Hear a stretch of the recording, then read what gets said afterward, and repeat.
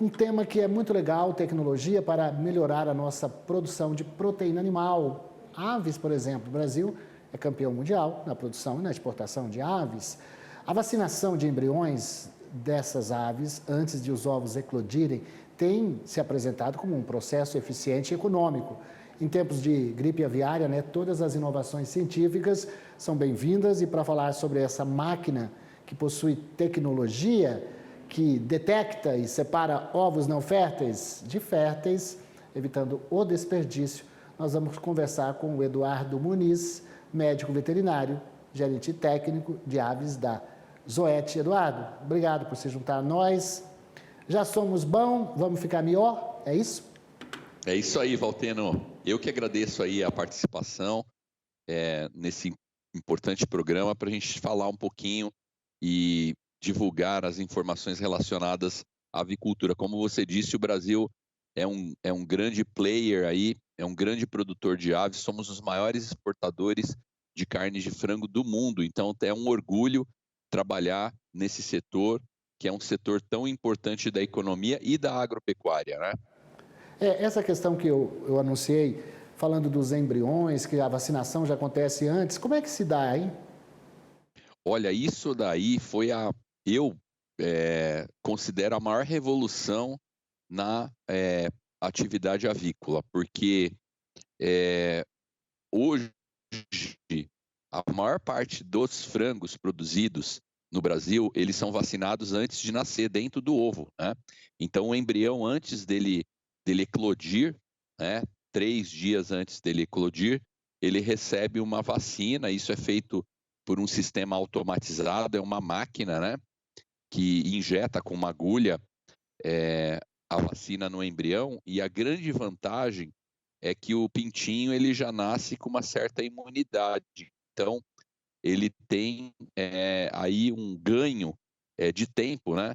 Porque antes as vacinas eram feitas no campo, na granja, na água de bebida, via spray, né? Então, como a gente começou a fazer as vacinas no incubatório, a gente tem essa oportunidade de imunizar os animais antes deles irem para o campo e antes mesmo deles encontrarem as doenças. Isso conta muito, é uma coisa muito favorável para a sanidade.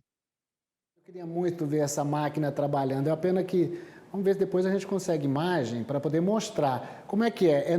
Vamos imaginar uma linha de produção que os ovos vão passando e a agulhazinha vai picando e injetando lá o imunizante, é isso? Exatamente. Imagine que os ovos, eles estão numa bandeja, né? E aí existem diferentes configurações de bandeja. E aí existe uma máquina que tem uma série de agulhas, né?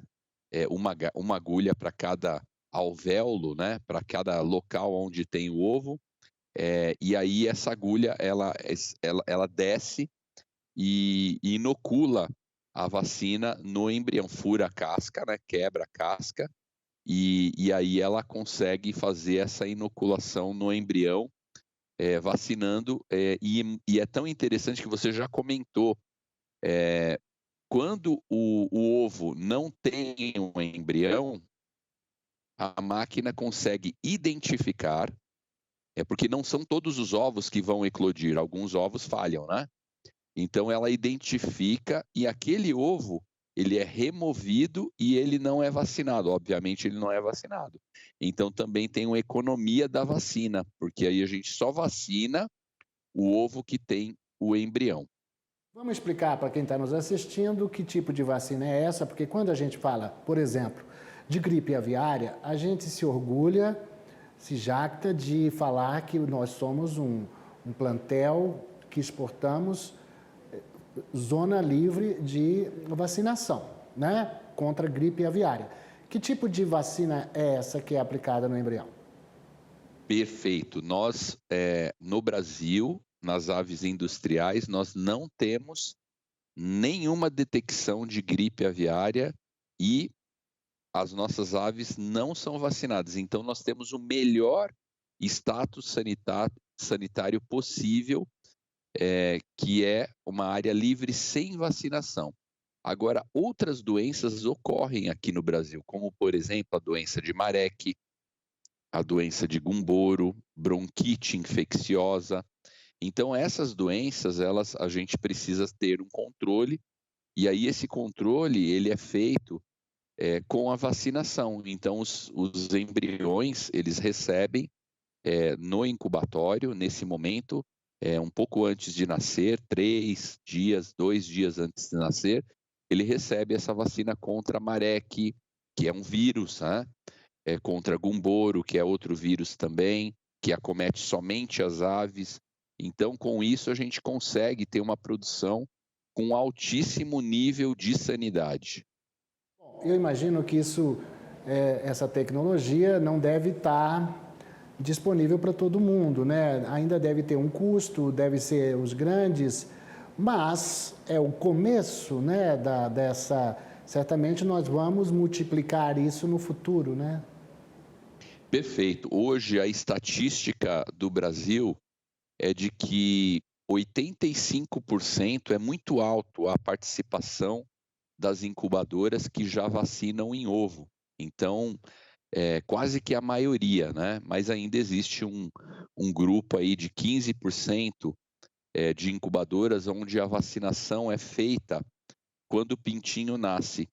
E aí, por que que a avicultura brasileira adotou tanto a vacinação? Porque imagine que quando você faz a vacinação, porque ela era feita antes no pintinho, no momento do nascimento. Você tem que pegar pintinho por pintinho e você tem que fazer uma aplicação no pescoço, no dorso do pescoço, e isso é um trabalho muito grande, porque a quantidade de pintinhos que nasce nesses incubatórios é enorme.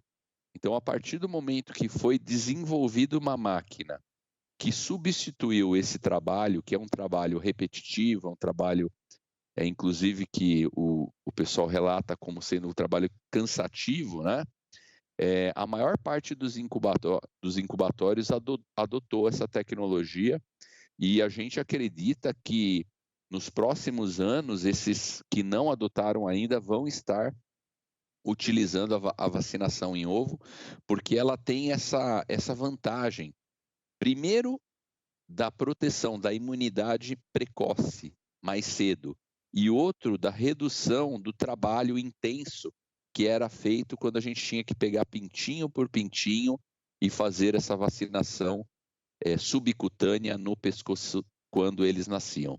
Eduardo, eu até me confesso desinformado diante da pergunta que fiz para você, porque eu imaginava que fosse muito difícil, mas é que no Brasil o sistema é feito por meio de integrados. Então, quando o integrado ele já recebe o pintinho da indústria que já fez tudo isso, e a nossa indústria tão potente que é nessa área da proteína animal, a gente já falou aí, o Brasil é o maior exportador, não sei se é o maior produtor, queria até que você falasse, me corrigisse se eu estiver errado, mas de dizer do meu até assombro de ver como que evoluímos tão rápido para que a tecnologia chegasse a esse nível de 85% dos pintinhos que nascem hoje nas granjas, e eles já estão vacinados dentro dessa tecnologia, é isso que você está me contando.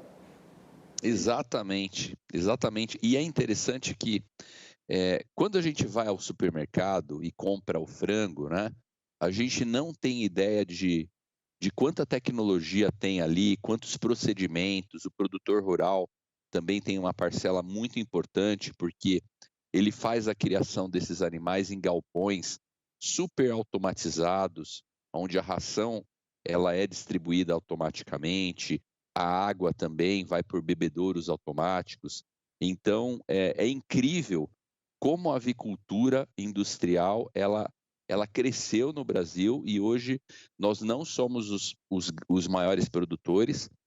Os Estados Unidos ainda está na nossa frente, é o maior produtor, mas nós estamos cada ano aumentando a nossa produção e nós passamos, eles eram os maiores exportadores, mas nós passamos os Estados Unidos, então nós somos o segundo maior produtor do mundo, o que é um orgulho, e somos o maior exportador de carne de frango. O nosso frango vai para mais de 150 países. Nós vendemos frango para a Europa, vendemos frango muito frango para o Oriente Médio, para os países árabes, para a Ásia, né? O japonês come muito nosso frango, o chinês também é um grande comprador, inclusive, não só carne, mas eles compram até os pés do frango, porque eles têm esse hábito lá na China de comer os pés ensopados. Então, eles são grandes compradores e é interessante que esse percentual da vacinação, como você mesmo comentou, é alto, 85%, mas lá nos Estados Unidos é 99%, porque eles têm um problema muito sério de mão de obra. Então, nós temos ainda um espaço para crescer aqui no Brasil e nós vamos chegar a muito próximo de 100% da vacinação em ovo, porque ela é realmente uma tecnologia incrível. E muitos que vão comprar o frango no supermercado não têm nem ideia de que tudo isso acontece, não é mesmo?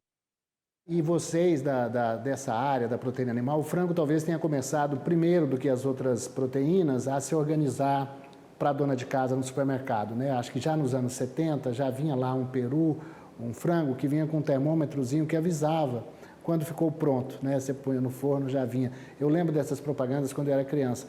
Então o frango começou logo cedo, esse ramo da proteína animal, os industriais, a inovar nesse sentido. Então, parabéns para o setor que exporta e que está, graças a Deus, passamos aí com esse medo todo de gripe aviária, mas nos cuidamos. A gente tem realmente, eu sempre converso aqui com o Santin, que é o presidente da BPA, que agora é o presidente mundial dos frangos, né? Então, o Brasil está de parabéns realmente nesse sentido. Eu gostaria de deixar esse tempo restante para você poder fazer aí, Eduardo, as considerações finais sobre essas inovações. Não, perfeito. É isso mesmo. O que é importante é a gente divulgar, né, que o frango brasileiro ele tem uma qualidade muito alta e por conta disso, ele conseguiu atingir esse mercado exportador, né? A gente, como eu disse, envia frangos aí para mais de 150 países. Então isso não é à toa, é porque o frango tem qualidade, né? E é um setor que muito nos orgulha. É claro que no Brasil a gente precisa divulgar mais as coisas que nós somos bons. E a agropecuária é o que o Brasil tem de forte, né? Não só o frango, também a área de bovinocultura, a área de suinocultura. Nós estamos começando agora a trabalhar também na área de aquacultura, né? A criação das tilápias também, que é uma proteína excelente, uma qualidade, um alimento muito bom, assim como o frango, né? É um alimento que tem muita qualidade. A aquacultura tem muito que crescer no Brasil. Então, é importante a gente falar dessas coisas e divulgar, porque isso gera muito emprego, né? Quantos produtores tem no Brasil fazendo essa criação, acordando de manhã, né, trabalhando de sol a sol para fazer essa produção acontecer? É muito grande, a geração de emprego é muito grande, a gente tem que ter muito orgulho disso e proteger esse setor tão importante da economia brasileira.